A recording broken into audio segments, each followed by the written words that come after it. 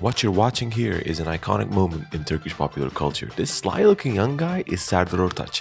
Born in the year 1970 to two domestic migrants in Istanbul with a Tatar heritage, Serdar Ortaç broke it big in 1994 with this oriental-flavored pop song. Before Karabiberim, meaning My Black Pepper, Serdar Ortaç was working as a radio DJ, playing other people's songs while writing his own. His chance encounter with the then newly rising star Ebru Gündeş led him to being signed with Rox Music, the biggest record label of the country at the time. And Karabiberim was the first single off of that album. It was an instant success, and it burned the eating olives from the navel scene onto our collective memories. Serdar Ortaç then built a dynasty off the back of Karabiberim's success. His second album featured the catchy single Ben Adam Olmam, which was rewritten and re-released in Spanish a year later.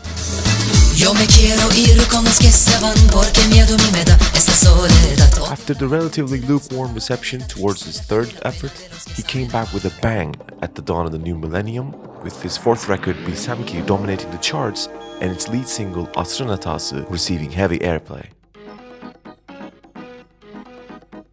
Ortaç then adapted to this new millennium, favoring electronic arrangements more and more over traditional ones, and this served him well.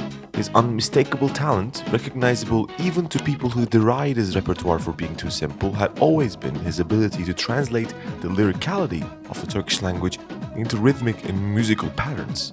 Yazdığım mektupları teker teker yakacakmış. Çektiğim mesajları okumadan atacakmış. Dönüp özür dilersem belki huzur bulacakmış. Aman hiçbir şey bulma canıma minnet. Ortaç is the king of fitting and stretching syllables over beats, and this proclivity worked well when he was writing songs in traditional and complex rhythm structures, but worked fantastically when he started writing songs in simpler, disco-like ones.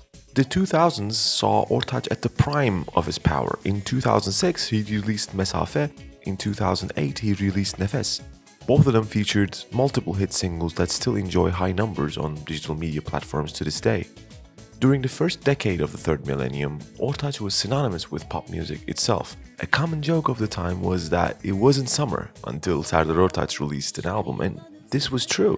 If you vacationed in Turkey anywhere in Turkey between the year 1999 and 2009, even for a week, I guarantee you heard at least 10 Serdar Ortaç songs just by standing near a beach bar. Now fast forward to 2021. This is Serdar Ortaç as he is today, over 50 years old, after a divorce which broke his heart, loss of his fortune due to gambling and bad investments, and finally an MS diagnosis that shocked him and the country alike. In this memorable interview with Buket Aydın, he explains his current life philosophy after these events with these words. Eskisi gibi hovarda sinirli olmuyorsun. Bezmiş oluyorsun. Bezmişlik en güzel mertebe. Her şeyden bezersen hayattan yırttın demektir.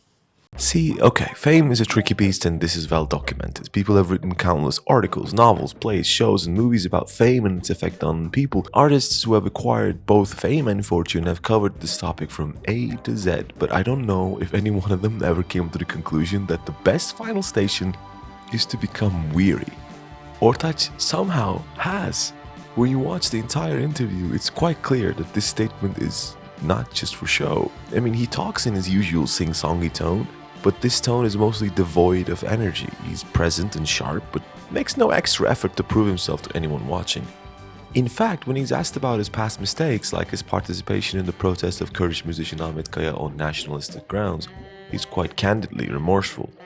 As he puts it himself later, he has no fights left in him.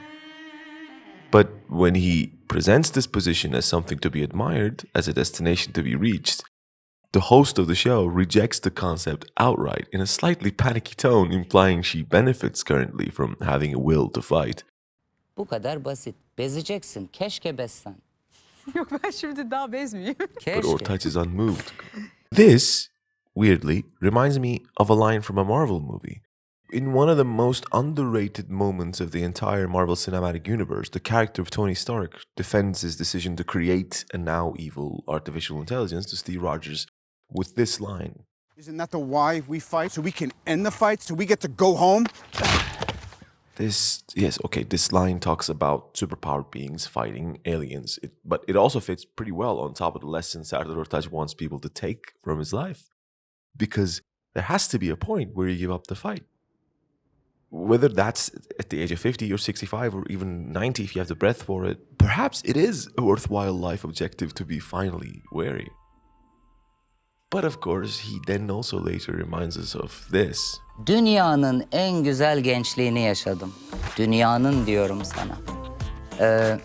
Brad Pitt böyle gençlik yaşamamış. Oo çok So maybe the lesson to take away from Serdar Ortaç is to fight as hard as you can for as long as you want, and then when life exhausts you, embrace the weariness and enjoy the wisdom that comes with it. Who knows? See you next time. Bir zamanlar sevdiğin, aşkı bildiğin günler oldu mu? Bana güller verdiğin tatlı nameler gerçek oldu mu? Bir zamanlar sevdiğin, aşkı bildiğin günler oldu mu?